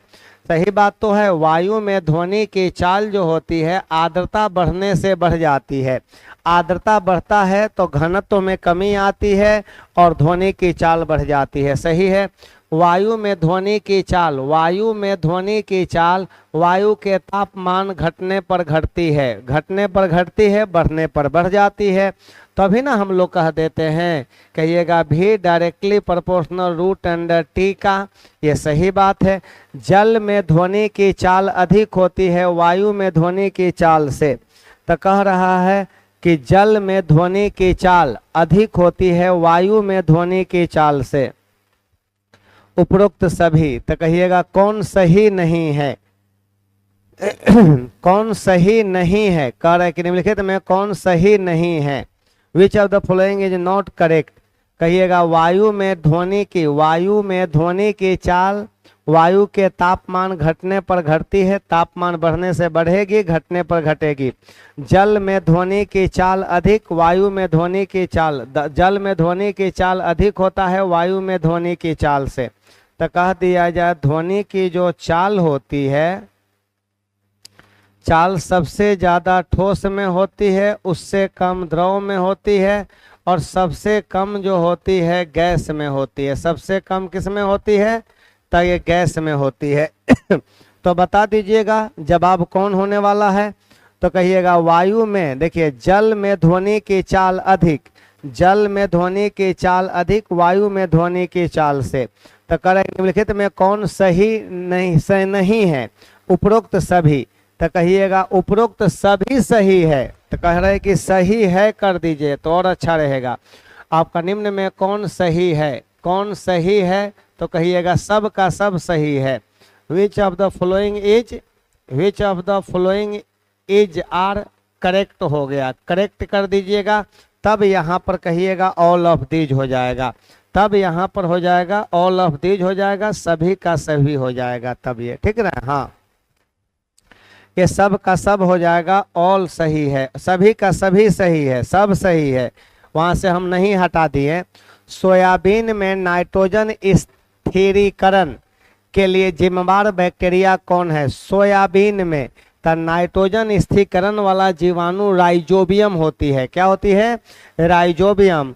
तो नाम है उसका राइजोबियम, सब जगह तो राइजोबियम है। अब आ जाइएगा ट्राइफोलाई या लेगुमिनोसैरम, तब बताइए इसका जवाब आप लोग बता दीजिए कौन सा होने वाली है।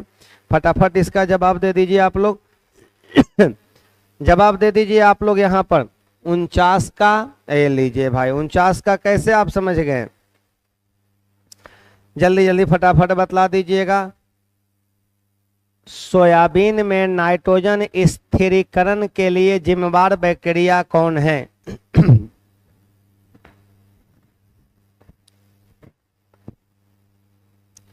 बोलिए फटाफट कौन हो जाएगा? तो कहिएगा राइजोबियम, आपका जैपोनिकम, राइबोजियम जैपोनिकम होती है, राइजोबियम जैपोनिकम, सही बात है, जैपोनिकम होती है, एकदम एक नंबर ऑप्शन सही है, याद रखिएगा। जब जल को 0 डिग्री सेल्सियस से देखिए ध्यान दीजिएगा, जब जल को 0 डिग्री सेल्सियस से आपका 10 डिग्री सेल्सियस तक गर्म किया जाता है तो आयतन क्या होती है? सुनिए यहाँ पर समझ लीजिए पहले बातों को कि 0 डिग्री सेल्सियस से कहाँ तक, तो ये 0 डिग्री सेल्सियस हो गया 1 डिग्री, ऐसे कर दीजिए ना।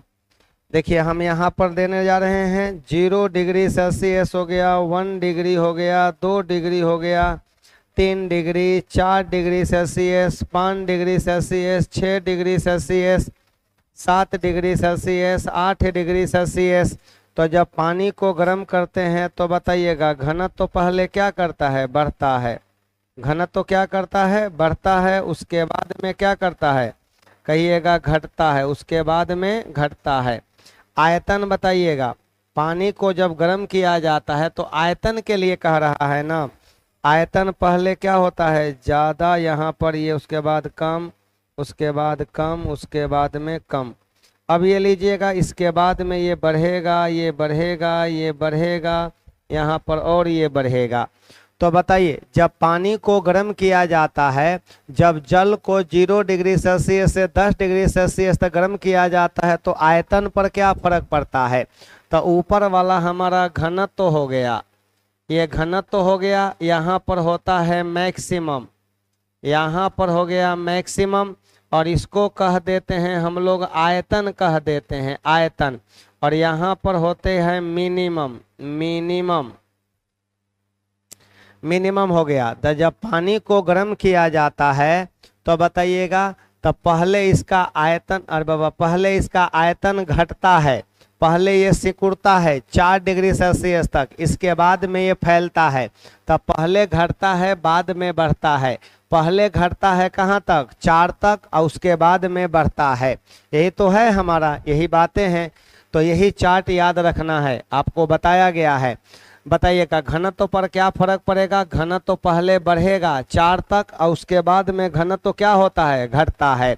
और जब पानी को ठंडा कीजिएगा तो वही बात है, पानी को ठंडा करेंगे तो आयतन पहले घटेगा 4 तक और उसके बाद बढ़ेगा, उसके बाद बढ़ेगा। जैसे ही पानी का टेम्परेचर 0 होगा, यहाँ पर वो बर्फ में बदल जाएगा और आयतन सबसे ज़्यादा होगा। तो लीजिए बन तो गया। यहाँ पर अगले सवाल पर आ जाइए आप लोग। अगला सवाल क्या है? 4 डिग्री सेल्सियस तापमान पर जल का घनत्व अधिकतम होता है। सही बात तो है, 4 डिग्री सेल्सियस पर जल का घनत्व अधिकतम होता है। क्यों भाई? हाइड्रोजन बंध के कारण, बर्फ की गैर क्रिस्टलीय संरचना के कारण नहीं। तो कह दीजिएगा घनत्व ज़्यादा होता है, घनत्व ज़्यादा होता है इसलिए ज़्यादा होता है कि उसमें हाइड्रोजन बंधन, बताइए जल में कौन सा बंधन होता है? हाइड्रोजन बंधन। तो 51 का बर्फ की गैर क्रिस्टलीय संरचना के कारण, नहीं 1 नंबर दीजिएगा, सिर्फ 1 नंबर दीजिएगा, 51 का 1 नंबर दीजिए, ठीक है। अगला सवाल है कि उचित रीत से कटे हीरे की असाधारण चमक का आधारभूत कारण क्या है। तो हीरे में चमक के कारण क्या है, तो कहिएगा अपवर्तनांक उच्च, अपवर्तनांक कहिएगा उच्च होता है, 2.42 होती है, और क्रांति कोण निम्न होती है। अपवर्तनांक उन क्रांति कोण जो होती है, कोण बराबर कहिएगा निम्न होती है, क्रांति कोण निम्न होती है, और जिसके कारण इसमें प्रकाश का TIR की घटना होती है, टोटल इंटरनल रिफ्लेक्शन की घटना होती है, जिसके कारण हीरा चमकीला प्रतीत होता है। तो बताइएगा हीरा का अपवर्तनांक ज़्यादा होता है, अपवर्तनांक ज़्यादा होने से क्रांति कोण का मान कम होता है, और ऐसे भी इसमें प्रकाश के TIR की घटना होती है, टोटल इंटरनल रिफ्लेक्शन की। यह बहुत कठोर होता है, नहीं यह सुनिश्चित विचलन तल, इसमें इसके सुनिश्चित विचलन तल होते हैं। यह अति उच्च पारदर्शिता होती है, नहीं इसका अति उच्च अपवर्तक सूचकांक होता है। सही बात है, 2.42 होती है, एकदम डी नंबर ऑप्शन सही होगा। अगले नंबर पर आ जाते हैं। अगला नंबर क्या है, सूची 1 को सूची 2 से मिलाना है। आमीटर, आमीटर से धारा मापा जाता है, ये इसकी मुलाकात 2 से कीजिएगा। एनीमोमीटर, हवा की गति और शक्ति मापने वाले यंत्र को एनीमोमीटर कहा जाता है। Issue sir, issue network issue नहीं, धर्मेंद्र जी नेटवर्क इशू नहीं, थोड़ा बहुत तो होता है, क्या कीजिएगा, कहिएगा एनीमोमीटर। एनीमोमीटर हवा की गति और शक्ति मापता है। ये पायरोमीटर उच्च तापमान को मापता है, उच्च तापमान को पायरोमीटर का से मापा जाता है। वोल्ट मीटर विभवांतर मापता है, 1 नंबर। तो 2 3 4 1 2 3 2 3 2 3 4 1 हो गया, 2 3 4 1 हो गया। तब बताइएगा आमीटर से धारा मापा जाता है, एनीमोमीटर से क्या चीज, वायु की गति और शक्ति मापा जाता है। पायरोमीटर से उच्च तापमान मापा जाता है। वोल्ट मीटर से विभवांतर मापा जाता है। 2 3 4 1 2 3 4 1 एकदम डी नंबर ऑप्शन सही हो गया, डी नंबर ऑप्शन सही हो गया। अगला है कि उत्प्लवन बल का परिमाण, उत्प्लवन बल जो होती है आपका परिमाण तरल पदार्थ के किस गुण पर निर्भर करता है। उत्प्लवन बल का परिमाण तरल पदार्थ के किस गुण पर निर्भर करता है। तो लीजिए ना, उत्प्लवन बल जो होती है, उत्प्लवन बल जो होती है F बराबर होती है रो भी जी के बराबर, रो भी जी के बराबर। रो का मतलब होता है घनत्व होता है, रो का मतलब हो गया द्रव का घनत्व हो गया, द्रव का घनत्व हो गया। और द्रव का घनत्व जितना ज़्यादा होगा, घनत्व जितना ज़्यादा होगा उसमें उत्प्लवन बल का मान भी उतना ही ज़्यादा होगा। ये धक्का देने वाला बल होता है। जब कोई पदार्थ किसी द्रव में अंशतः या पूर्णतः डूबी होती है तो उस पर नीचे से ऊपर की ओर जो धक्का देने वाला बल है वही बल उत्प्लवन बल कहलाता है। इसी बल के कारण वस्तु के भार में कमी आती है। भी का मतलब होता है पदार्थ का वह आयतन, पदार्थ का वह आयतन जो द्रव में डूबा हुआ है, जो द्रव में डूबा है, जो द्रव में डूबा हुआ है, डूबा है, पदार्थ का वह आयतन जो द्रव में डूबा है, यही तो है। और जी का मतलब गुरुत्वीय त्वरण होती है, गुरुत्व जनित त्वरण होती है। तो बताइएगा उत्प्लवन बल का मान जो होती है तरल पदार्थ के क्या चीज पर, घनत्व पर निर्भर करता है, डेंसिटी पर निर्भर करता है। घनत्व ज्यादा होगा तो उत्प्लवन बल का मान भी ज्यादा होगा, घनत्व कम होगा तो उत्प्लवन बल का मान भी कम होगा। समुद्री जल का घनत्व ज्यादा होती है, कहिएगा रो समुद्री जल, समुद्री जल ग्रेटर देन कह दीजिएगा रो नदी, ग्रेटर देन क्या बोलिएगा रो नदी कह दीजिएगा, ग्रेटर देन रो नदी। रो नदी हो गया, नदी के जल, नदी के जल हो गया। तो ये बताइएगा समुद्री जल लवणीय जल होती है और इसका घनत्व क्या होती है, नदी के जल के घनत्व से क्या होती है, कहिएगा अधिक होती है। तो उसमें उत्प्लवन बल का मान भी ज्यादा होती है। तब ना हम लोग कहते हैं कि समुद्र में तैरना आसान होता है नदी या झील में तैरने के अपेक्षा। एक जहाज है वो नदी से समुद्र में जाती है तो थोड़ा उठ जाती है क्योंकि धक्का देने वाला बल का मान बढ़ गया, क्योंकि समुद्री जल लवणीय जल है, इसका घनत्व ज्यादा होता है जिसके कारण उत्प्लवन बल का मान भी ज्यादा होगा। रबर को कठोर बनाने के लिए, रबर को कठोर बनाने के लिए निम्नलिखित में से किस रासायनिक प्रक्रिया का उपयोग किया जाता है, तो कहा जाएगा कि प्राकृतिक रबर आइसोप्रीन का बहुलक होता है। पहली बातें समझ लीजिएगा, प्राकृतिक रबर प्राकृतिक रबर आइसोप्रीन, आइसोप्रीन का बहुलक होता है, बहुलक होता है, प्राकृतिक रबर आइसोप्रीन का बहुलक होता है। और याद रखिएगा प्राकृतिक रबर में गंधक मिलाने की प्रक्रिया को, प्राकृतिक रबर में गंधक मिलाने की प्रक्रिया को, गंधक माने क्या होती है, सल्फर, सल्फर मिलाने की प्रक्रिया को, मिलाने की प्रक्रिया को वल्कनीकरण कहा जाता है। वल्कनीकरण, क्या बोलते हैं, वल्कनीकरण, वल्कनीकरण कहा जाता है, वल्केनाइजेशन कहा जाता है। इससे रबर की मजबूती और इलास्टिसिटी बढ़ जाती है, इससे रबर की मजबूती, इससे रबर की मजबूती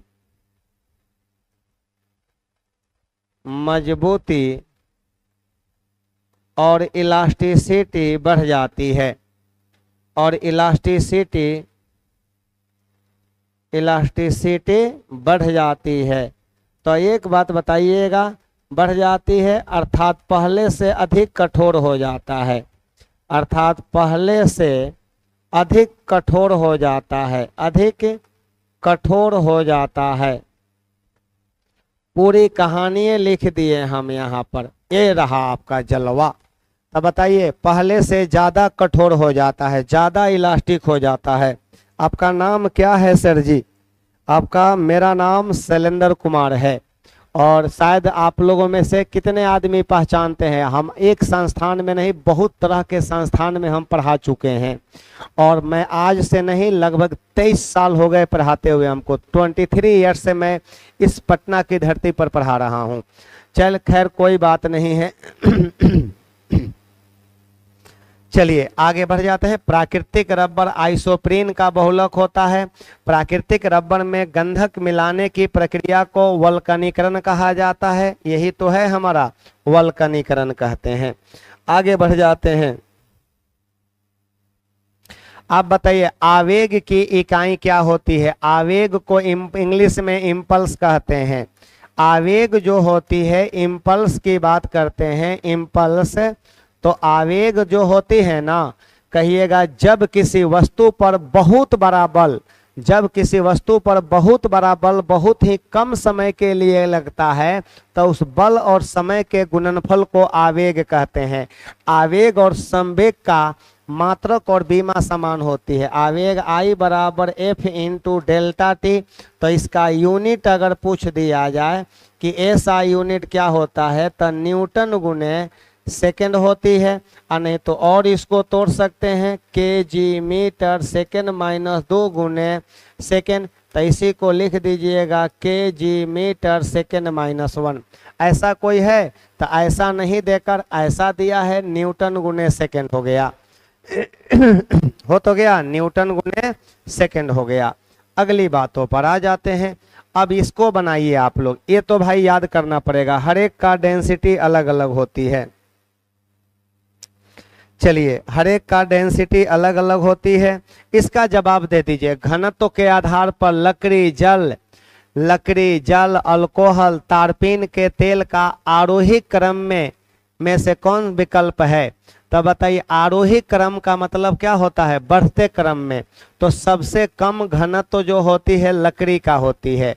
और अल्कोहल की बात करते हैं तो अल्कोहल का जो होता है ना, अल्कोहल का होती है लगभग होती है 790 के आसपास होती है। तो लकड़ी अल्कोहल, तारपीन का तेल और यहाँ पर जल। तो ये बी नंबर ऑप्शन सही हो जाएगा इसका। ये बी नंबर ऑप्शन हमारा सही हो जाएगा इसका, बी नंबर ऑप्शन सही हो जाएगा, ठीक ना। तो बताइएगा राइट ऑप्शन इज कौन हो जाएगा, बी नंबर आप लोग सही कर लीजिएगा, 57 का बी नंबर। चलिए आगे बढ़ जाते हैं हम लोग, अब आगे आ जाते हैं। मनुष्य की आंख में किसी वस्तु का प्रतिबिंब कहाँ बनता है। तो कहिएगा मानव नेत्र किसी वस्तु का प्रतिबिंब जो होता है सबसे अंतिम परत रेटिना पर बनाता है। रेटिना पर, कॉर्निया पर, तो कहिएगा बाहरी सब आंख की सबसे बाहरी लेयर का भाग होता है। नेत्र प्रत्यारोपण में कॉर्निया भाग लेता है, नेत्र प्रत्यारोपण में भाग लेता है। नेत्र प्रत्यारोपण में भाग लेता है, सही बात है सर। पुतली नहीं, दृष्टि पटल रेटिना पर बनता है। कैसा बनता है, वास्तविक उल्टा। कैसा बनता है तो कहिएगा वास्तविक बनता है तथा उल्टा। वास्तविक उल्टा तथा वास्तविक प्रतिबिंब उल्टा ही होता है। वास्तविक उल्टा तथा वस्तु के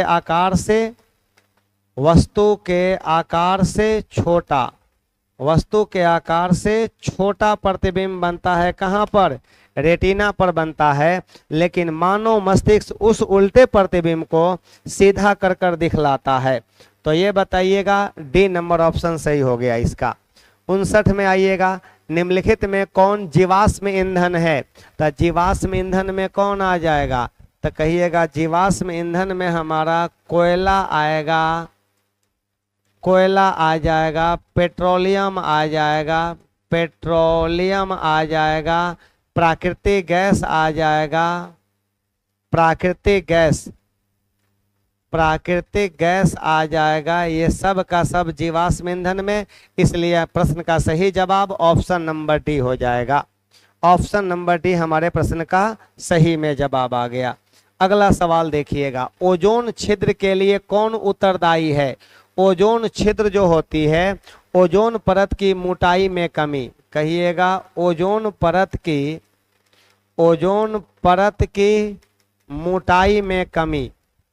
मोटाई में कमी को ओजोन छिद्र कहते हैं। ऐसा नहीं कि आर पार छेद हो गया एगो, नहीं, गलत हो जाएगा। ओजोन परत की मोटाई में कमी को ओजोन छिद्र नाम दिया गया है। और एक बात बताइएगा, इसकी मोटाई को डॉप्सन इकाई में मापी जाए। ओजोन परत की मोटाई डॉप्सन इकाई में मापी जाती है। कहिएगा डॉप्सन इकाई में मापी जाती है, डॉप्सन इकाई में मापी जाती है। ये बताइएगा विश्व ओजोन परत संरक्षण दिवस कब मनाई जाती है। तो कहिएगा, ये तो जानते हैं आप लोग ना, विश्व ओजोन परत संरक्षण दिवस, हाँ, डॉप्सन इकाई में। और ओजोन परत की मोटाई में जो दिन प्रतिदिन कमी होती है उसके लिए मुख्य रूप से जिम्वान है CFC, क्लोरोफ्लोरोकार्बन होती है, CF2Cl2 होती है। इसी को कहा जाता है फ्रियोन के नाम से भी जानते हैं, इसी को फ्रियोन भी कहा जाता है। क्या बोलते हैं इसको, फ्रियोन भी कहा जाता है।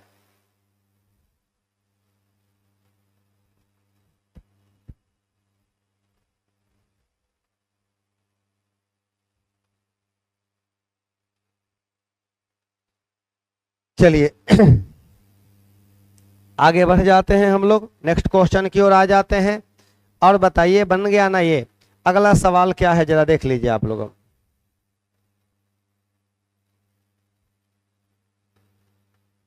अगला सवाल पढ़ लीजिए आप लोग। अब अगला सवाल क्या कह रहा है, फटाफट बतला दीजिए आप लोग। अगले सवाल का जवाब दे दीजिए आप लोग। अब अगला सवाल का जवाब फटाफट बतला दीजिए कौन सा होने वाली है। अगला सवाल ये रहा आपका अगला सवाल। बताइएगा अगला सवाल, निम्नलिखित में से निम्नलिखित में से क्रायो बैंक निम्नलिखित में से कौन बैंक भाई मेरे? तो कह रहा है कि निम्नलिखित में से क्रायो बैंक,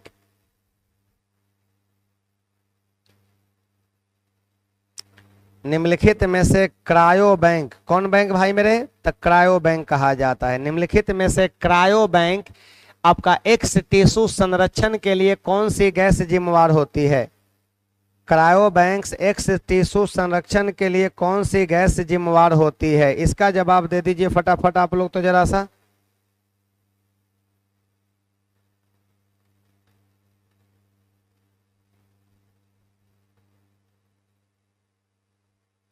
बताइए जल्दी जल्दी बता दीजिए आप लोग, फटाफट बता दीजिए इसका आंसर कौन होने वाला है।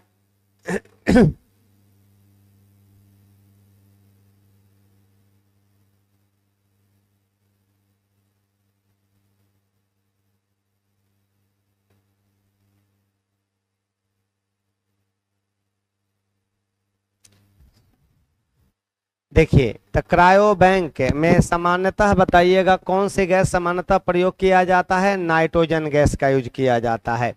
अगला बताइएगा आरबीसी, ये बताइए आरबीसी को कहा जाता है इरिथ्रोसाइट्स, इरिथ्रोसाइट्स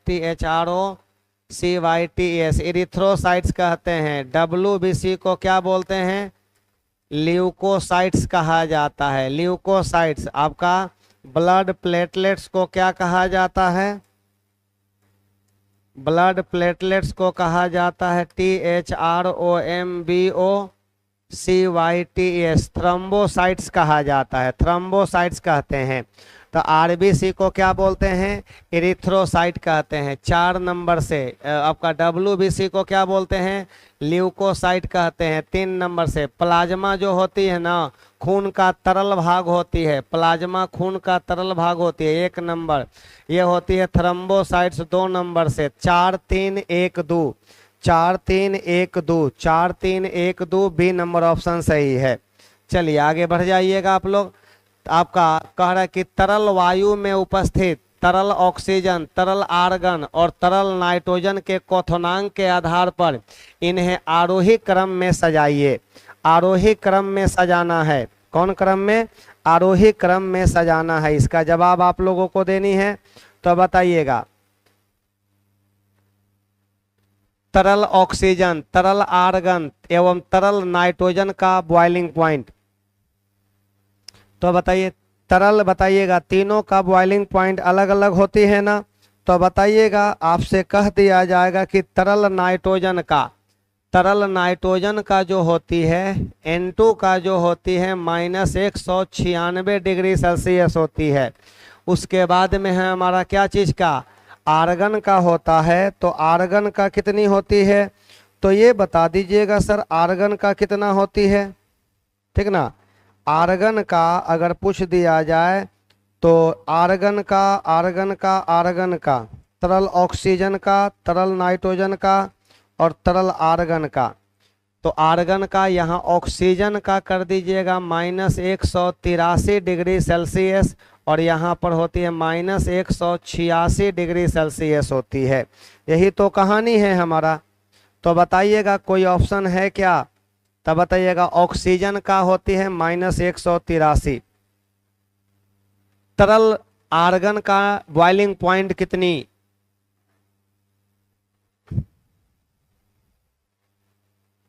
हो गया ना ये? तो हाँ सर हो तो गया, यहाँ पर आपका सही जवाब आ गया।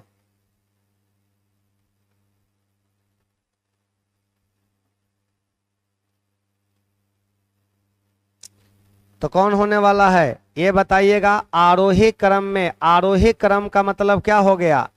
आरोही क्रम का मतलब होता है बढ़ते क्रम में, बढ़ते क्रम में बताइएगा, बढ़ते क्रम में, बढ़ते क्रम में, बढ़ते क्रम में कहा जा रहा है। इंक्रीजिंग ऑर्डर में कह रहा है, बढ़ते क्रम में कह रहा है। तो बताइएगा बढ़ते क्रम में तो सबसे बताइएगा सबसे कम, उसके बाद में हमारा ऑक्सीजन, उसके बाद में हमारा argon. Boiling point of argon देखिए 63 का बी नंबर आने लगा। तो ये बताइएगा माइनस ये वही 186 के आसपास होती है।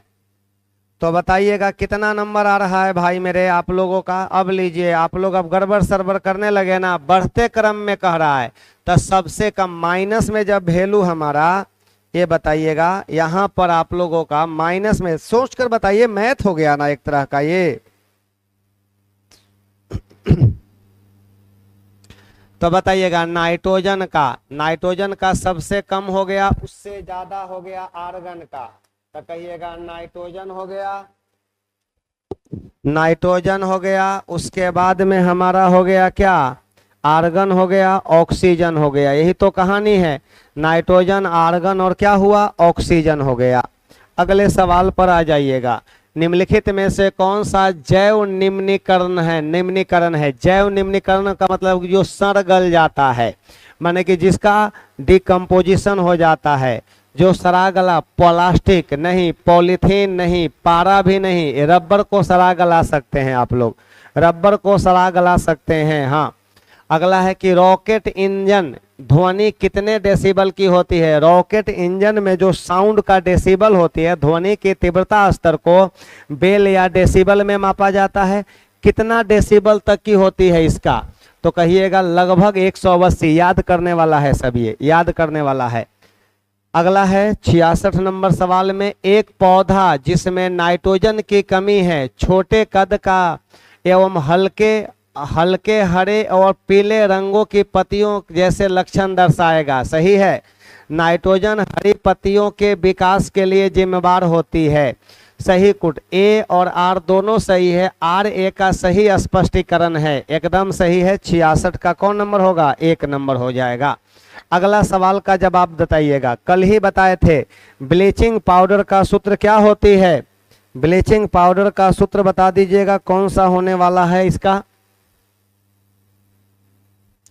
तो बता दीजिए फटाफट आप लोग। ब्लीचिंग पाउडर का सूत्र कौन सा होने वाला है भाई मेरे, तो कहिएगा CaOCl2, यही होती है ब्लीचिंग पाउडर का। इसको कहते हैं, कहिएगा मार्बल कहिए, चाहे इसी को कहा जाता है खड़िया कहा जाता है, चाहे इसी को कहा जाता है चौक कहा जाता है, चाहे इसी को कहा जाता है चूना पत्थर भी कहा जाता है। चूना पत्थर इसको कहते हैं हम लोग, आपका इसका नाम है क्लोरोफॉर्म। क्लोरोफॉर्म कहा जाता है, इसको कहते हैं क्लोरोफॉर्म कहते हैं। ट्राइक्लोरोमीथेन, ये क्लोरोफॉर्म होता है, ट्राइक्लोरोमीथेन होती है। ट्राइक्लोरोमीथेन METHANE, ट्राइक्लोरोमीथेन होती है। और इसको कहिएगा कैल्शियम ऑक्सीक्लोराइड। कैल्शियम ऑक्सीक्लोराइड हो गया, ऑक्सीक्लोराइड हो गया, कैल्शियम ऑक्सीक्लोराइड, यही ब्लीचिंग पाउडर होती है। चलिए, वो होता है क्लोरोफॉर्म होती है CHCl3, ट्राइक्लोरोमीथेन होती है। मार्बल कहिए, चाहे खड़िया कहिए, चाहे चौक कहिए, चाहे चूना पत्थर कहिए, जिसका नाम है CaCO3। ठीक है, हाँ। लीजिए आगे बढ़ जाइएगा आप लोग, आगे बढ़ जाइए। अब आगे हमारा क्वेश्चन नहीं है, खत्म हो गई। अब क्वेश्चन नहीं है, खत्म हो गई। आराम से पढ़िए, ईमानदारी से पढ़िए, जान लगा कर पढ़िए भाई, क्योंकि अब आपके पास मौका है कुछ कर जाने का, इतिहास रचने का आपके पास मौका है। और इतिहास रचिए, बस हमारी यही शुभ कामना रहेगी कि सब लोग इतिहास रचिए, सब लोग अपने अपने लक्ष्य को प्राप्त कीजिए। हाँ, ये बात सही है कि आप लोगों में कंपटीशन ज़्यादा है, तो मेहनत अपने अनुसार थोड़ा ज़्यादा करने की कोशिश कीजिए। थैंक यू, सभी को मेरा नमस्कार।